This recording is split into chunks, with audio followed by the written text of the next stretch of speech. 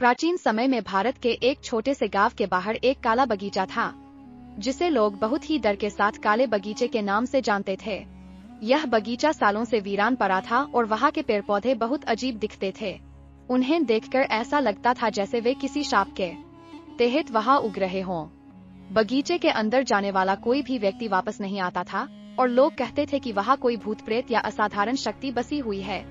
गांव में एक युवा विद्वान सिद्धार्थ आया, जो इतिहास और प्राचीन रहस्यों में गहरी रुचि रखता था। उसने सुना था कि काले बगीचे के अंदर एक प्राचीन मूर्ति दबी हुई है, जो किसी समय एक राजकुमारी की थी। लोग कहते थे कि जब राजकुमारी को उसकी एक सौतेली माँ ने शाप दिया था, तब से बगीचा काला हो गया और उसमें उगने वाले पौधे धीरे धीरे रक्तरंजित हो गए थे। सिद्धार्थ ने निश्चय किया कि वह इस रहस्य को उजागर करेगा और बगीचे का शाप समाप्त करेगा। सिद्धार्थ एक रात बगीचे की ओर बढ़ा और जैसे ही वह अंदर गया, उसने महसूस किया कि वातावरण में कुछ अजीब था। बगीचे में घना अंधेरा था और हर कदम पर मिट्टी से तेज बदबू आ रही थी। पेड़ अपनी शाखाएं लहराते हुए उसे जैसे पुकार रहे थे। सिद्धार्थ के पैरों के नीचे कुछ चूहे किचकिच करते हुए भागे और उसकी आंखें एक रहस्यमय रूप में चमकने लगीं। बगीचे के बीचों बीच एक विशाल मूर्ति छिपी हुई थी। मूर्ति को देखकर सिद्धार्थ ने महसूस किया कि यह वही मूर्ति थी जो प्राचीन किंवदंतियों में वर्णित थी। मूर्ति के पास एक शिला रखी हुई थी, जिस पर पुराने लिपि में लिखा था, वह जो इस शापित बगीचे में प्रवेश करेगा, उसकी आत्मा कभी वापस नहीं लौटेगी। सिद्धार्थ ने शिला को ध्यान से पढ़ा और मूर्ति के पास जाकर उसके कंधे पर हाथ रखा। अचानक बगीचे में अजीब सी हलचल हुई। पेड़ हिलने लगे और हवा में एक ठंडी महक फैलने लगी। एक साया बगीचे में प्रकट हुआ। वह कोई सामान्य व्यक्ति नहीं था, बल्कि एक भूतिया राजकुमारी थी जो गहरी पीड़ा में डूबी हुई थी।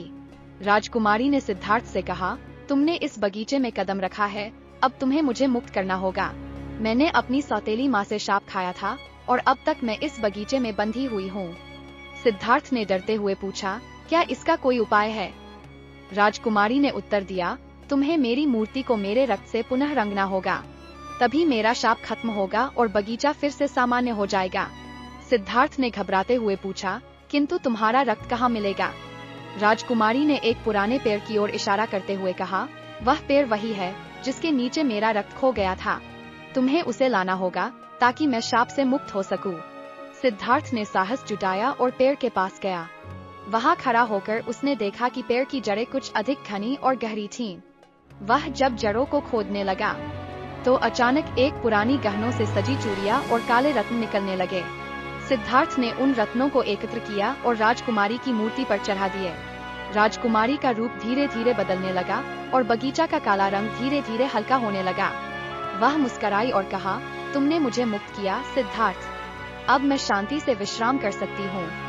सिद्धार्थ ने देखा कि बगीचा फिर से हरा भरा हो गया और वह यह समझ गया कि उसके साहस और सत्य की ताकत ने एक पुराने शाप को समाप्त किया था।